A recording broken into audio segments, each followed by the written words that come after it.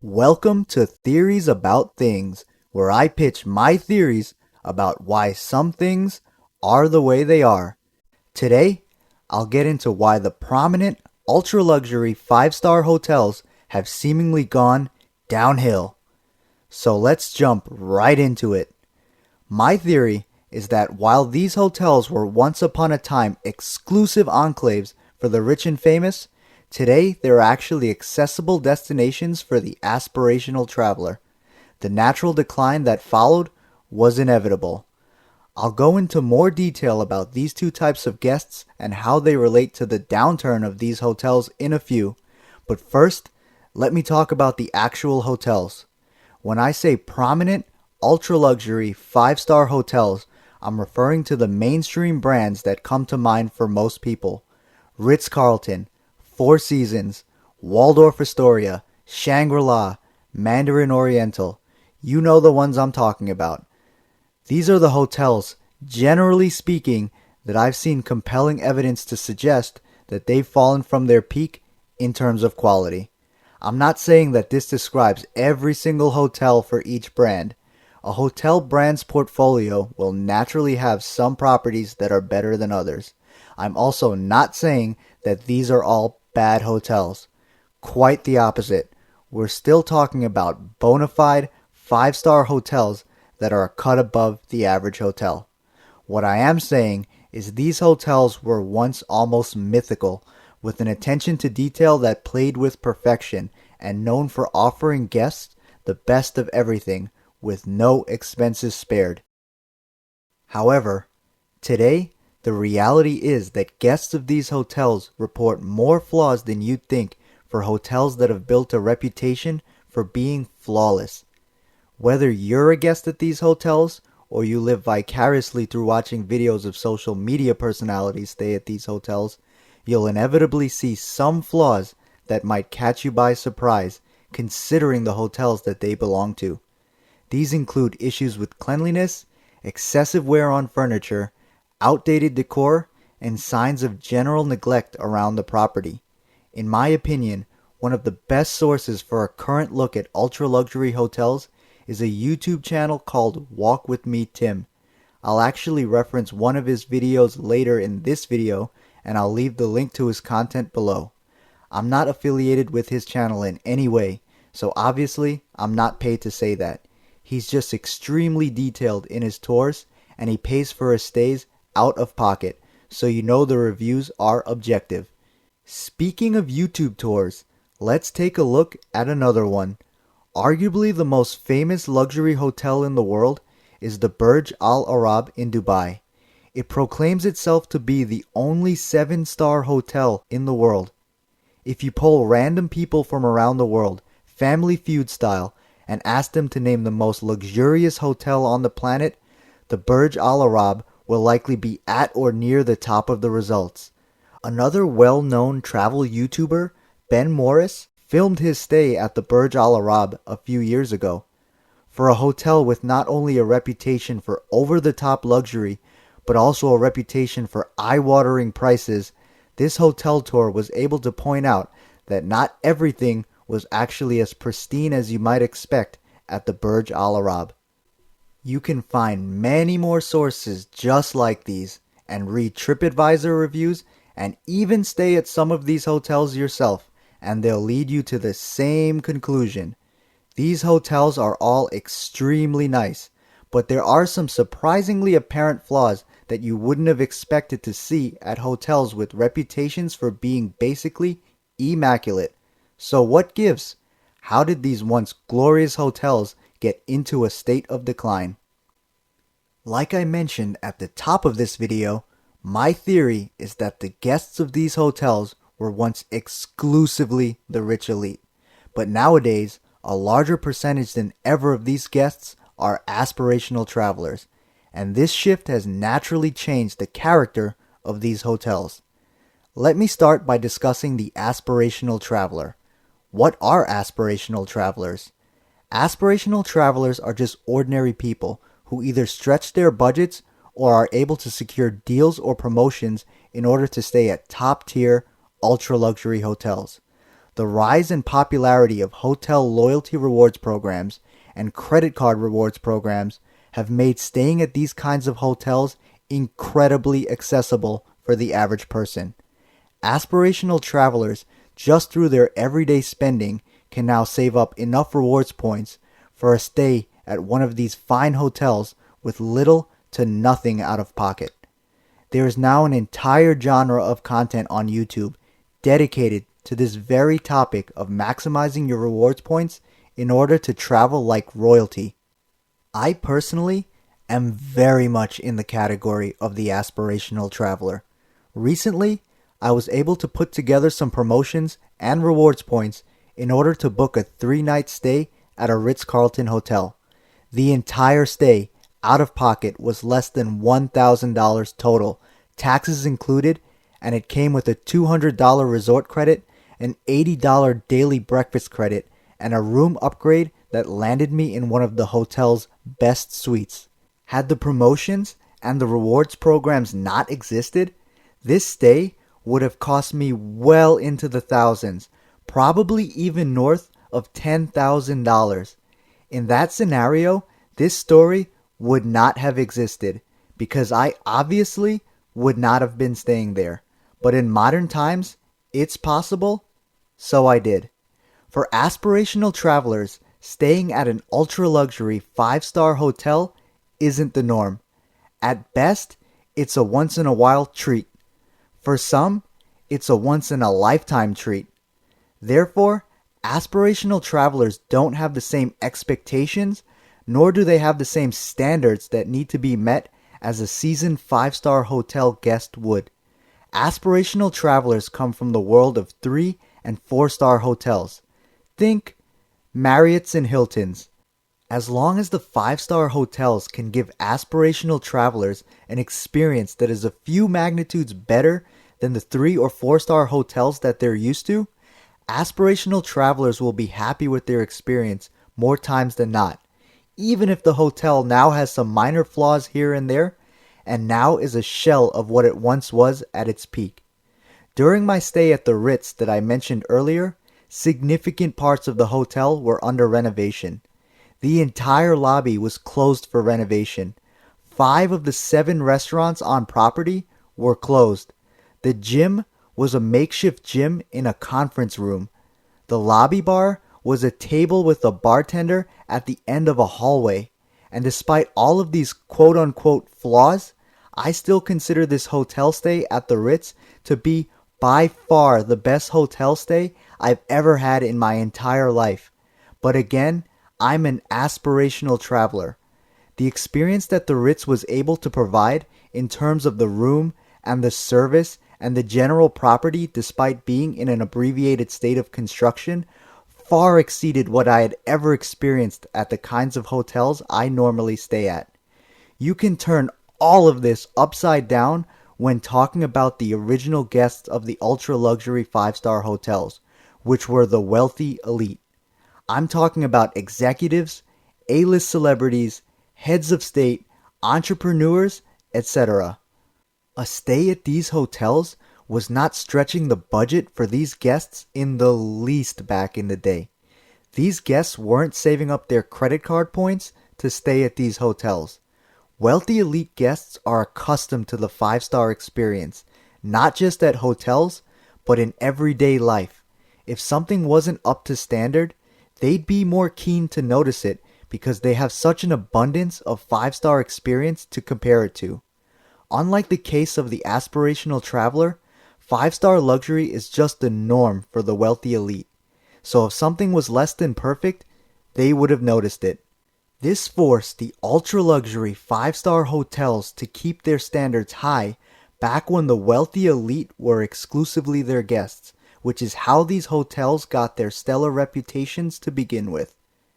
One key characteristic of the wealthy elite is that they are not going to stay at the same hotel as ordinary people. You can apply the same concept from how the wealthy elite live. They live in gated communities to separate themselves from ordinary people. They don't build the biggest house in a regular neighborhood. There's a reason we use the term socioeconomic with a social component rather than the purely quantitative term economic to describe the differences in tiers of wealth. The wealthy elite don't just have more money. They also want to be in a completely different world than the average person. These two types of guests, the wealthy elite and the aspirational traveler, are mutually exclusive for a hotel. If a hotel has one, it cannot have the other, and that's exactly what happened. As these once exclusive hotel brands became more accessible to the average person, the wealthy elite opted for other options. This left these once exclusive five-star hotels with a new type of guest. These new guests have comparatively lower standards. That allowed these hotels to save money by cutting corners. Maybe a worn piece of furniture doesn't need to be replaced just yet. Maybe repairing the past its prime crown molding in the hallways could wait a few more months. Maybe these hotels could share some room items here and there with the lower brands in their parent company's portfolio in order to save money. The new type of guest at these hotels isn't as particular about the details, so the hotels can get away with cutting corners and saving money as long as the experience is a few steps above what the new customers are normally used to. A great video to illustrate this phenomenon is the video from the Walk With Me Tim channel that I mentioned earlier. It's a tour of the Beverly Wilshire Hotel in Beverly Hills, California, which is a Four Seasons hotel. I'll link the video below. I highly recommend you watch the video as it's a good tour. However, incoming spoiler alert, he found the hotel to be underwhelming and was able to document signs of wear and neglect around the property. However, one notable part of the hotel seemed to be immune from this neglect, and that was the ballroom. He described it to be spotless and grand, and it had a nice smell, even though it wasn't in use. I found that to be interesting, and I think my theory just so happens to explain why the ballroom didn't suffer the same neglect as everywhere else on the property. There are no rewards points that you can use to have a wedding at the Beverly Wilshire Hotel. The people who are going to have their weddings at the Beverly Wilshire Hotel are exclusively the wealthy elite, just like the hotel guests were back in the day. I did a quick search. It seems that a wedding at the Beverly Wilshire Hotel starts at $60,000 for an off-peak date. I repeat, starts at. You can see on the Beverly Wilshire Hotel's wedding website, there are actually several event spaces ranging in capacity and location. So it's not crazy to speculate that many weddings held at the Beverly Wilshire Hotel come in with a price tag well into the hundreds of thousands of dollars. Only a certain type of customer is going to have pockets deep enough for that kind of bill. So it's no coincidence that the areas of the hotel that are exclusively geared towards the wealthy elite are kept in optimal condition, while other areas of the hotel that can be booked through your credit card rewards have fallen into a state of neglect. Absolutely shocking, said no one ever. But that's how the story goes. That's my theory on how these once lavish hotels got into their current state of decline. These hotels became more accessible, which caused the rich elite to no longer want to stay in them. These new aspirational travelers have comparatively lower expectations and probably contribute less revenue to the hotel on a per guest basis than their predecessors, the wealthy elite. So hotels can now cut corners with cost-saving measures, which naturally has these hotels in a state of decline compared to what they once were. I also think these hotels now lean heavily on their names and reputations. They know that it's a big deal for their new guests, the aspirational travelers, to be able to say that they're staying at a big-name, ultra-luxury 5-star hotel, even if it isn't in optimal condition, since it's a bucket list kind of item. So the hotels know that even if they aren't spending the money to keep everything up to their peak standard, the new guest will still be enamored with the name and that should be enough to fill the gap. I'm honestly not even sure that these name brand ultra luxury 5-star hotels serve the same purpose and have the same business model as they once did. When these hotels were at their pinnacle, their goal was to spare no expense in maintaining the perfect hotel in order to lure in the wealthy elite and extract every dollar possible from them. It was sort of a mutually beneficial agreement between the hotel and the guest. The prices were so prohibitive that only the wealthy elite could stay at these hotels, and on the other side of the coin, it gave these hotels the abundance of resources to leave no stone unturned in terms of maintaining the perfect property and the perfect experience. Now, in my opinion, these hotels more serve as prize hotels at the top of a corporation's portfolio. These hotels now serve the purpose of driving more business to the lower brands in their respective parent companies' portfolios by incentivizing aspirational travelers to choose their lower brands instead of another company's lower brands. The pitch to the aspirational traveler is basically, hey, if you stay at the Courtyard Marriott enough times, in a few years, you'll be able to stay at the Ritz. This obviously means that the Courtyard Marriott guest aspires to stay at the Ritz one day, so he'll choose the Courtyard Marriott over, say, a competitor like Hilton's Hampton Inn every chance he gets, and Marriott will reward him with enough points over time for those Courtyard stays so that he'll be able to stay at the Ritz one day while not having to pay the Ritz price. I suspect this is the main purpose of many ultra-luxury 5-star hotels now. But, as I've outlined in this video, this puts a normal Courtyard customer into the Ritz, and a normal Hampton Inn customer into the Waldorf, and so on. This leads traditional Ritz and Waldorf customers to look elsewhere out of not wanting to share a hotel with non-traditional guests. The result is that the Ritz and the Waldorf and similar hotels get to cut costs because they only have to maintain standards that are a certain magnitude better than a Courtyard or a Hampton Inn or similar, rather than having to maintain the best possible hotel standards for guests who are accustomed to them. That's how these hotels got into their current state. You might be wondering, where do the wealthy elite stay now? Oddly enough, I think some probably still do stay at these mainstream ultra-luxury 5-star hotels. I mean, they still are 5-star hotels. They just aren't exclusive to these hotels. Not to mention, the experience for an A-lister at these hotels would still be vastly different than for an ordinary guest. When I was younger, I interned in the finance department of a large hotel brand, but I had to go through the same orientation as every other employee, including front-end staff. There, I learned that hotels keep quite good records of who their guests are. Trust me, if Cristiano Ronaldo is coming to the hotel, the room is going to look quite different than if John Smith, who saved up 5 years' worth of points to stay there, was the guest. The wealthy elite also now have the option of Airbnb, where they can rent out an entire mansion that may have many of the same amenities as a 5-star hotel, with the added benefit of the privacy of having the entire property to themselves. There are also ultra-luxury boutique hotels that aren't part of any mega chain and don't participate in any rewards programs and just aren't that well known to the general public. There's an ultra-luxury hotel program called Relais and Chateau. Highly doubt I'm pronouncing that correctly, but it's a collection of ultra-luxury boutique hotels.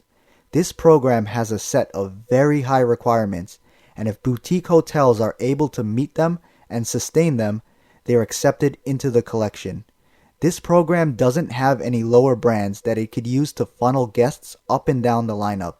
It's exclusively a collection of only ultra high-end luxury hotels, a one-stop shop for the ultra wealthy, and there are probably more programs just like this. Don't worry, friends, the wealthy elite will still have a place to stay, just in case you were wondering. So there you have it. There's my theory on why the prominent ultra-luxury 5-star hotels many of us grew up idolizing aren't as perfect anymore as they once were. What do you guys think?